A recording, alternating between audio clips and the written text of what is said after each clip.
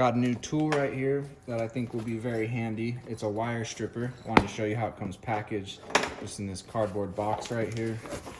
Let's open it up and see what's inside. A couple gloves right here with some raised grips on the inside.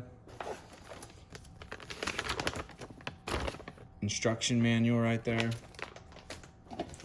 And then there's the wire stripper in some custom foam, keeping it nice and safe. Also wrapped in plastic right here.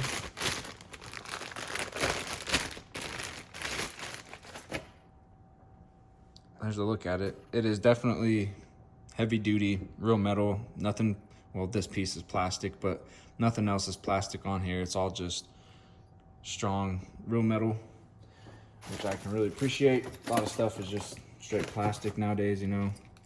Get a couple tools here, some hardware, and lastly, some more hardware right here.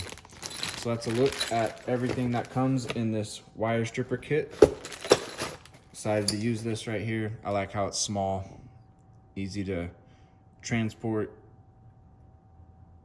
Should work real nice.